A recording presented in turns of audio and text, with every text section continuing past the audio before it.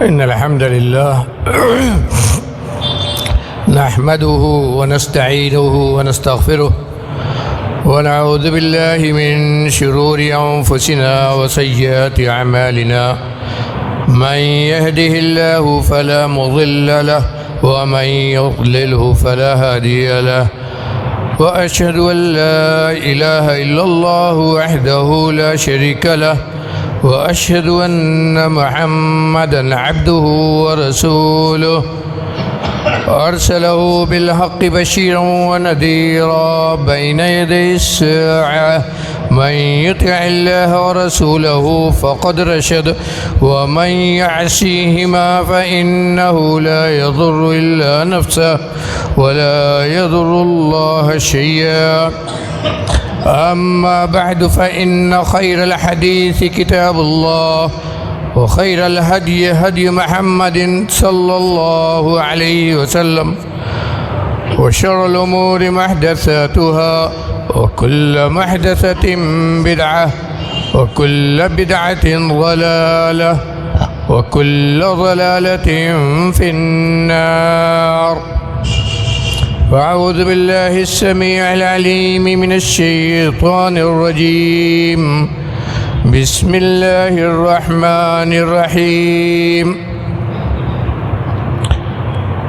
يوم نقول لجهنم هل امتلأت وتقول هل من مزيد وأزلفت الجنة للمتقين غير بعيد هذا ما توعدون لكل أواب حفيظ من خشي الرحمن بالغيب وجاء بقلب منيب ادخلوها بسلام ذلك يوم الخلود لهم ما يشاءون فيها ولدينا مزيد.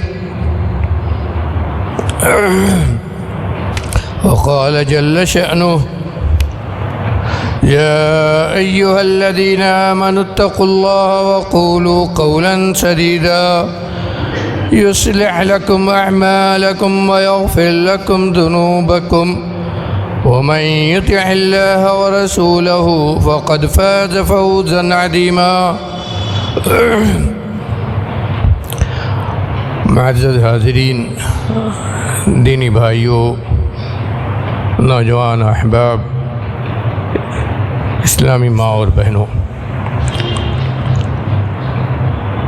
سورہ احزاب کی 2 آیت کریمہ آج کے خطبہ کے لیے تلاوت کی گئی ہے. دونوں آیتیں بہت مشہور ہیں. ان دونوں آیتوں کو اللہ کے نبی جناب احمد مجتبیٰ محمد مصطفیٰ صلی اللہ علیہ وسلم نے اپنے اس خطبے کا حصہ بنا لیا تھا جو آپ عام طور پر بڑے اجتماعات میں جمعہ کے خطبے میں پڑھا کرتے تھے، جس خطبے کو علماء نے خطبہ حاجہ کہا ہے. اس خطبے کا حصہ بنا لیا تھا، اور اسی لیے وہ خطبہ جب ہم اپنے خطیبوں سے، اپنے علماء سے سنتے ہیں تو یہ دونوں آیتیں اس میں ہوتی ہیں.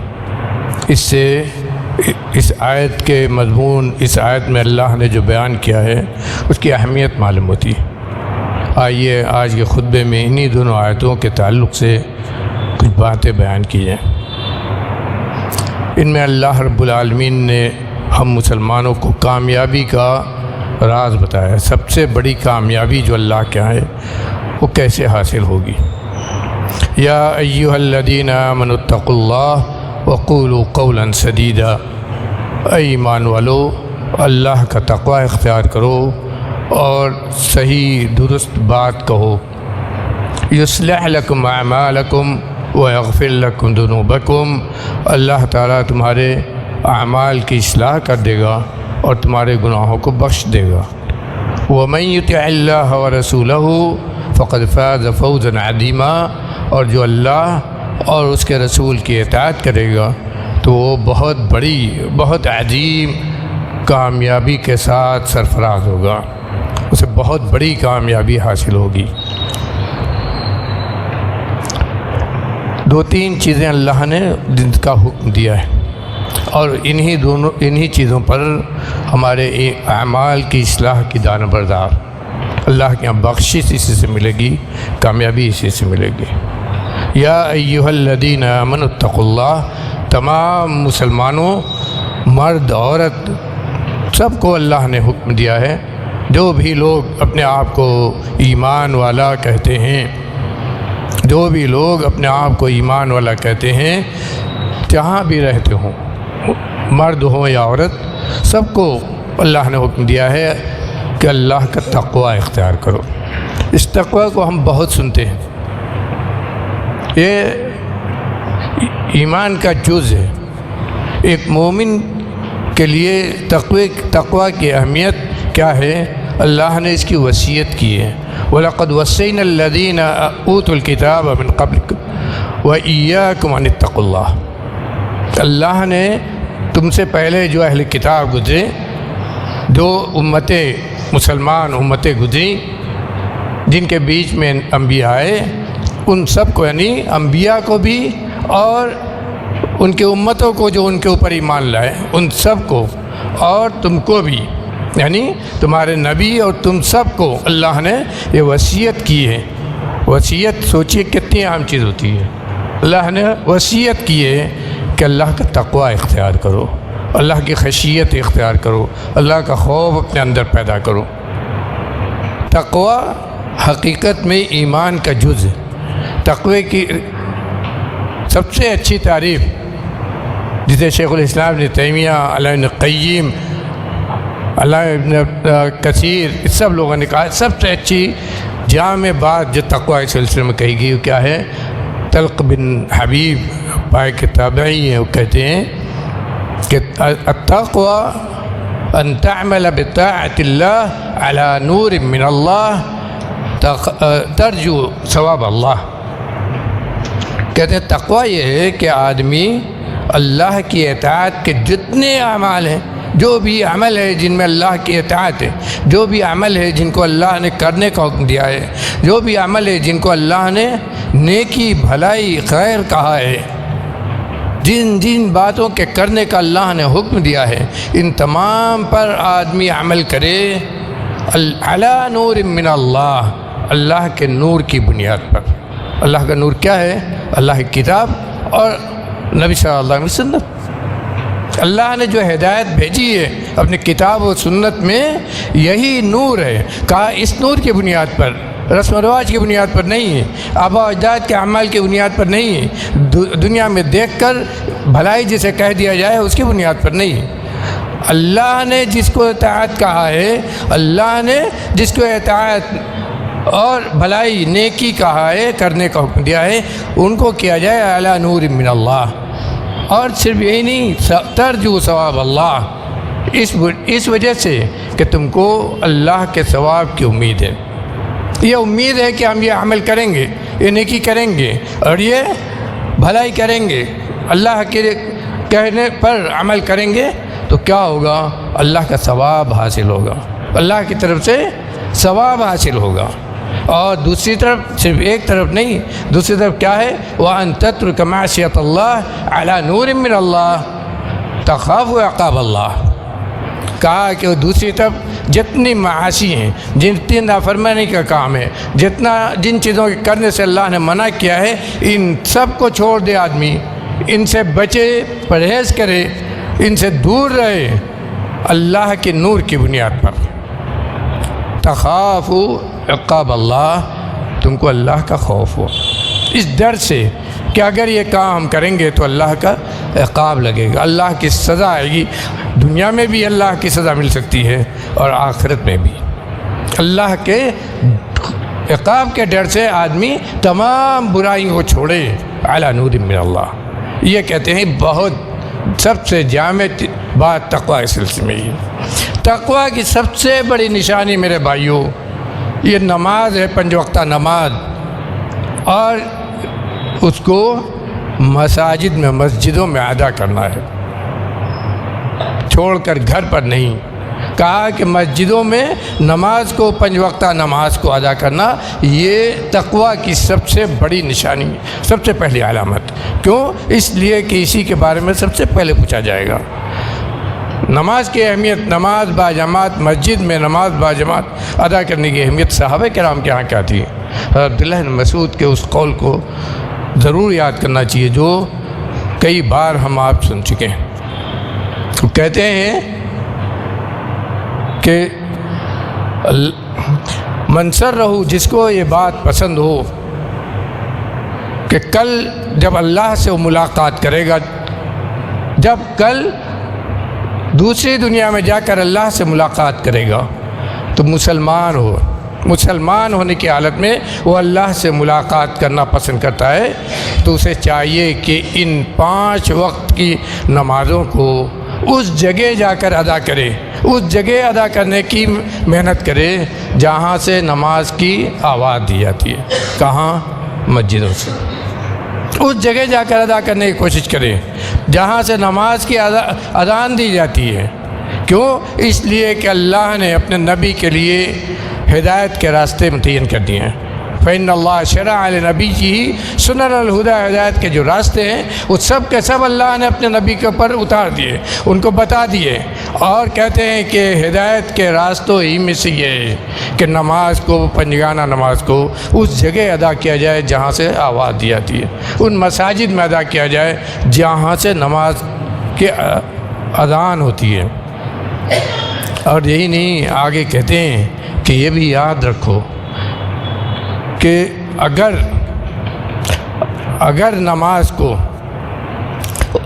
اپنے گھروں میں ادا کرنے لگو، نماز کو اپنے گھروں میں ادا کرنے لگو اور مسجد کو چھوڑ دو، لَتَرَكْتُمْ سُنَّةَ نَبِيِّكُمْ، تو تم اپنے نبی کی سنت چھوڑ دو گے۔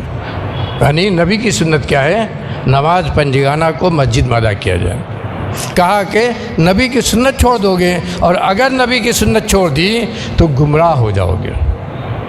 تو کیا ہوگا؟ گمراہ ہو جاؤ گے، اس لیے کہ نبی کی سنت کے خلاف ہے۔ اور آگے کیا کہتے ہیں؟ ایک جملہ بہت بڑا کہتے ہیں، کہا کہ ہم نے تو دیکھا ہے اپنے وقت میں کہ مسجد سے، نماز سے پیچھے صرف وہی آدمی ہوتا تھا جس کا نفاق ہمیں معلوم ہوتا تھا، جس کے بارے میں معلوم ہوتا تھا کہ منافق ہے، معلوم النفاق، منافق ہے اور اس کا نفاق ہمیں معلوم ہوتا تھا، وہی آدمی مسجد میں جماعت سے پیچھے رہتا تھا۔ یہ غور کیجئے کہ اہمیت کیا دی انہوں نے، یہ اہمیت کیا دی انہوں نے، اور حقیقت میں نماز یہی تقوی کی پہلی نشانی ہے۔ اور اس کے بعد تقوی ہی سے جڑی ہوئی دوسری چیز اللہ نے کہی، وَقُولُوا قَوْلًا سَدِيدًا، یہ بھی تقوی کی علامت ہے۔ درست بات کہو، سچ بولو، سچ بولو۔ اور یہی نہیں کہا، قرآن میں اللہ نے یہاں تک کہا کہ کونوا مع الصادقین، سچے لوگوں کے ساتھ رہو، سچے لوگوں کی مجلس اختیار کرو، سچے لوگوں کے ساتھ اٹھو بیٹھو۔ اور اسی لیے اس ٹکڑے کی تفسیر کرتے ہوئے علامہ ابن کثیر کیا کہتے ہیں؟ اللہ نے یہ نہیں کہا ہے کہ صرف سچے لوگوں کے ساتھ رہو، بلکہ مطلب یہ ہے کہ سچ بولو اور سچائی کو اتنا لازم پکڑو، سچائی کو اتنا لازم پکڑو کہ سچے لوگوں کے ساتھ ہو جاؤ، انہی کے اہل میں سے ہو جاؤ، انہی کے ساتھیوں میں سے ہو جاؤ۔ اتنا سچ بولو، سچ کو اتنا لازم پکڑو کہ سچے لوگوں کے اہل میں سے، انہی کے ساتھیوں میں سے ہو جاؤ۔ اس کا نتیجہ یہ ہوگا تنجو من المہالک، ہلاک کرنے والی دنیا میں جتنی چیزیں ہیں ان سے تم نجات پا جاؤ گے، اور اللہ رب العالمین تمہارے لیے ہر پریشانی سے نکلنے کا راستہ بنائے گا۔ کیوں؟ ایک سچا انسان اپنے رب کے ساتھ بھی سچ ہوتا ہے، اپنے عمل میں بھی سچا ہوتا ہے، اور اس کا دن و رات سب سچائی میں گزرتا ہے۔ اسی لیے مشہور تابعی قتادہ جو مفسر قرآن کہے جاتے ہیں، وہ کہتے ہیں کہ سچائی کا جو حکم دیا ہے یہ کیسا ہے؟ یہ نہیں کہ کسی معاملے میں سچ بولیں اور جہاں اپنا مقصد ہو وہاں جھوٹ بول دیں، بلکہ سچائی کا معاملہ یہ ہے کہ الصدق فی النیہ والصدق فی العمل والصدق فی اللیل والنہار والصدق فی السر والعلانیہ۔ کہتے ہیں سچائی نیت میں بھی، اور یہ تو بہت اہم ہے، یہ تو بہت اہم ہے۔ اگر آدمی کی نیت سچی نہ ہو تو اس کا عمل بیکار ہے، کیونکہ ریاکار ہے، اور ریاکار کے عمل کو اللہ تعالیٰ قبول ہی نہیں کرتا۔ آپ اگر سچے نہیں ہیں ایمان میں تو منافق ہیں، اور منافق کا درجہ کہاں ہے؟ ان المنافقین فی الدرک الاسفل من النار۔ ایمان میں اگر سچے نہیں ہیں تو گویا اللہ کے ساتھ جھوٹ بول رہے ہیں، اللہ کو دھوکہ دینا چاہتے ہیں، اور اسی لیے ان کو منافق کہا گیا ہے۔ اور اگر عمل میں اپنے نیت میں اگر سچے نہیں ہیں تو ریاکار ہیں، اور ریاکار کے بارے میں کیا کہا گیا ہے کہ وہ بھی اللہ کو اپنے عمل میں دھوکہ دے رہا ہے۔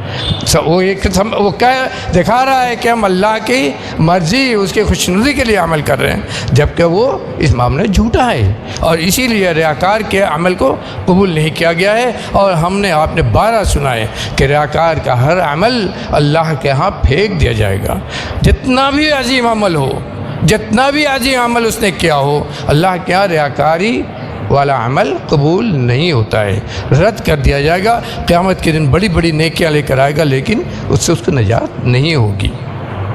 کیوں؟ اس لیے کہ یہ بھی جھوٹ ہے۔ اور اس کے ساتھ کہتے ہیں الصدق فی النیہ والصدق فی العمل، دل بھی سچائی پر ہو، عمل بھی سچائی پر ہو۔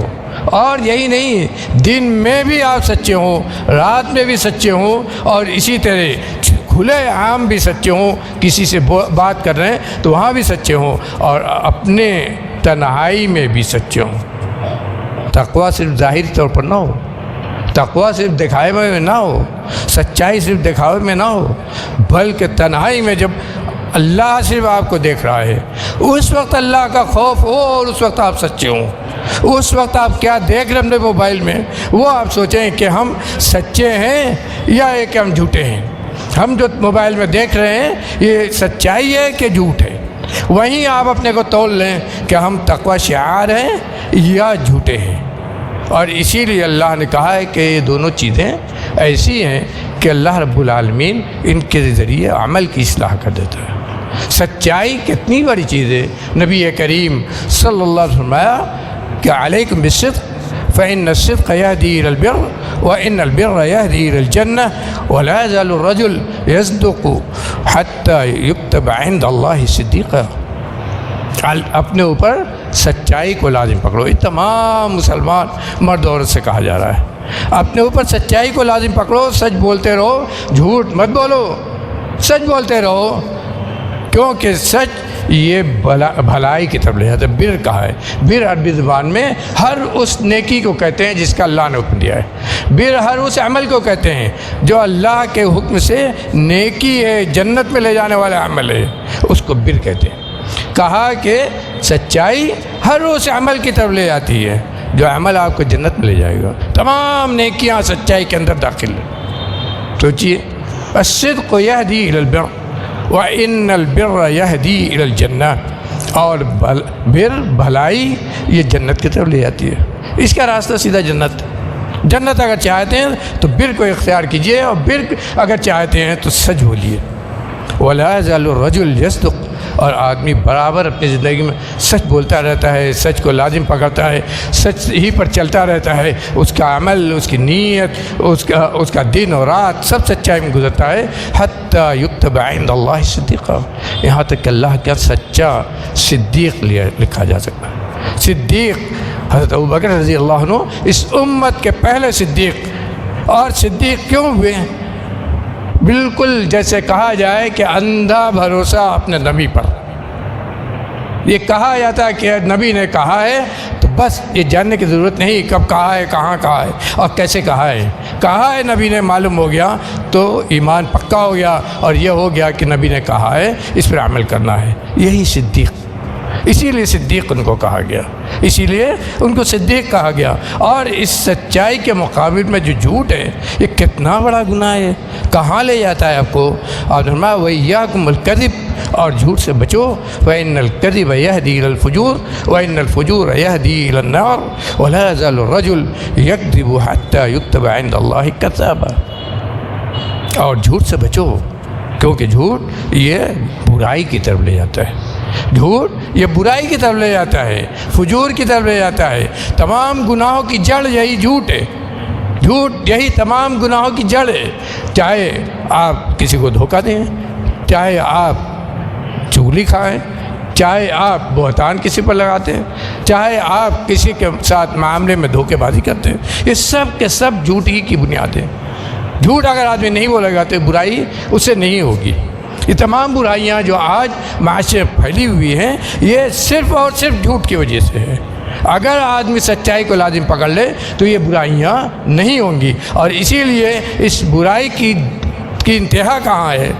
وَإِنَّ الْفُجُورَ يَهْدِي إِلَى النَّارِ، اور فجور یہ جہنم کی طرف لے جاتا ہے۔ فجور یہ جہنم کا راستہ ہے، جہنم کی طرف لے جاتا ہے۔ جہنم اسی سے آتی ہے۔ کیوں؟ اس فجور کی وجہ سے آدمی طرح طرح کے گناہوں میں ملوث ہوتا ہے۔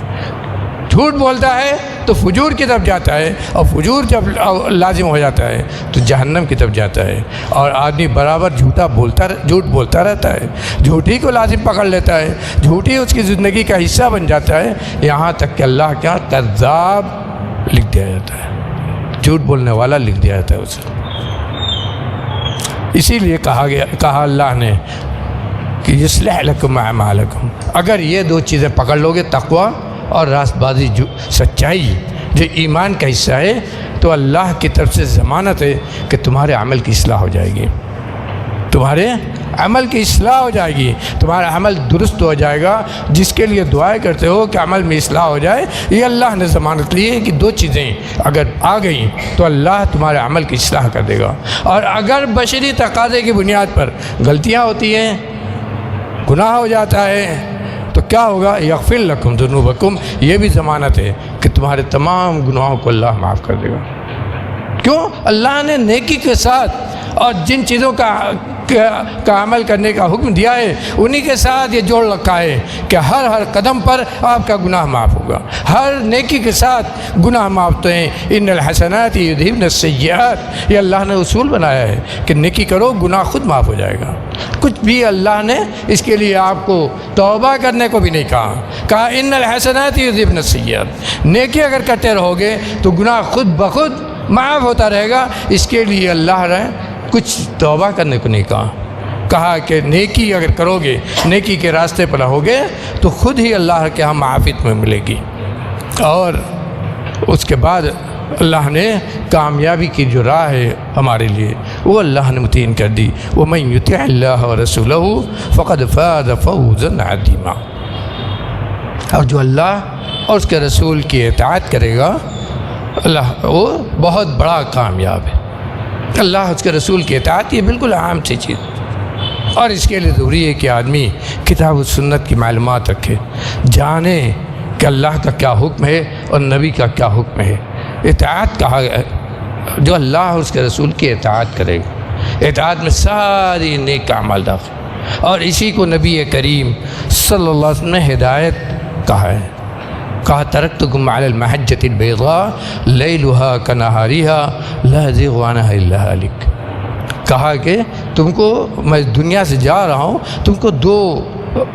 تم کو روشن شاہراہ پر چھوڑ جا رہا ہوں، ایک دم واضح راستے پر چھوڑ کر جا رہا ہوں، تمام چیزیں واضح ہیں، کیا تم کو عمل کرنا ہے اور کیا عمل نہیں کرنا ہے، اللہ نے کن چیزوں کو کرنے کا حکم دیا ہے اور کن چیزوں کو کرنے سے منع کیا ہے۔ آپ نے ایک حدیث میں یہاں تک کہہ دیا کہ اللہ نے جن جن چیزوں کے کرنے کا تم کو حکم دیا ہے وہ سب کا سب میں نے بیان کر دیا، کچھ بھی میں نے نہیں چھوڑا ہے، اور اللہ نے جن جن چیزوں کے کرنے سے منع کیا ہے وہ سب تم کو میں نے بتا دیا کہ ان چیزوں سے رک جاؤ، اور ان میں سے کسی چیز کو میں نے نہیں چھوڑا ہے۔ تو یہاں کہا کہ یہی روشن شاہراہ ہے، یہی روشن راستہ ہے جس پر میں چھوڑ کر جا رہا ہوں۔ قرآن اور حدیث میں جو کچھ اللہ نے بیان کیا ہے اور جو حکم دیا ہے کرنے کا اور جس سے منع کیا ہے، یہ سب ہم نے بیان کر دیا ہے، یہ روشن راستہ ہے، اسی روشن راستے پر تمہیں چلنا ہے۔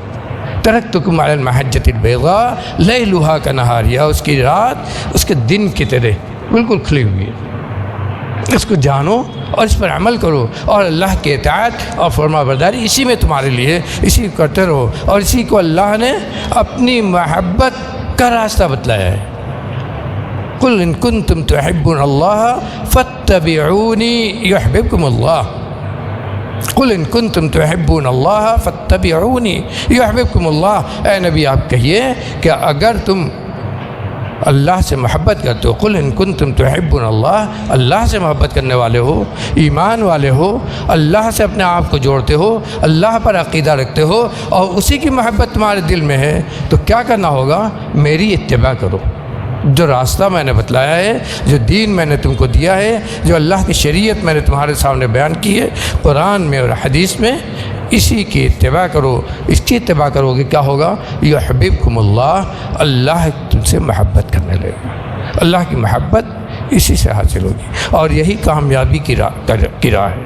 اسی کو کہا ہے فقد فاز فوزا عظیما، کہ اس سے تم کو عظیم کامیابی حاصل ہوگی، وہ کامیابی جو آپ کو جنت میں لے جائے گی، وہ کامیابی جس کے لیے مسلمان پریشان رہتا ہے دنیا میں، وہ کامیابی جو ایک صحیح ایمان والا اپنے دل سے جس کو چاہتا ہے کہ وہاں جہاں اللہ کے سامنے کھڑے ہوں گے وہاں ہماری رسوائی نہ ہو، وہاں جہاں اللہ کے ہاں حساب ہوگا وہاں ہماری رسوائی نہ ہو، وہاں ہم کامیاب ہو۔ جب پل صراط سے ہم گزریں گے تو نور کے طرح اور بجلی کی طرح ہم وہاں سے گزر جائیں۔ جب شفاعت کا موقع آئے تو نبی کریم صلی اللہ علیہ وسلم کی شفاعت ہمیں حاصل ہو، یہ جو مسلمان کی چاہت ہوتی ہے، اس کے لیے کہا فقد فاز فوزا عظیما، یہ تمہاری کامیابی کا راستہ ہے۔ اللہ تعالیٰ میں کہنے سننے سے زیادہ عمل کرنے کی توفیق عطا فرمائے، ہمارے اعمال کی اصلاح کر دے، ہمارے دلوں کی اصلاح کر دے، ہمارے دلوں سے ہر قسم کی برائی، حسد، کینہ، بغض نکال دے، ہمارے دلوں کو ایمان کے نور سے منور کر دے، ایسا ایمان عطا کر جو ہمیں اطاعت، اللہ کی اطاعت و فرمانبرداری تب لے جائے، ہر قسم کے گناہوں سے محفوظ رکھے۔ رب العالمین تو ہمیں نیک بنا کر دنیا نہ رکھ، جتنی سانسیں تو نے ہمیں دی ہیں ان تمام سانسوں کو عبادت و شکر والی بنا دے۔ رب العالمین جتنی بھی سانسیں تو نے ودیعت کی ہیں ان سب کو عبادت و شکر والی بنا دے، اپنی اطاعت و فرمانبرداری والی بنا دے۔ رب العالمین اس دنیا میں ہمیں اپنا بندہ بنا کر رکھ، اپنے نبی کی سنت پر چلنے کی توفیق عطا فرما، نیک اعمال کرنے کی توفیق عطا فرما، نماز کی پابندی کرنے کی توفیق عطا فرما۔ رب العالمین ہم میں سے جو لوگ اس دنیا سے چلے گئے ہیں، جن کے ماں باپ یا کوئی ایک اس دنیا سے جا چکے ہیں، ان سب کی مغفرت فرما دے، ان کے قبر کو نور سے بھر دے۔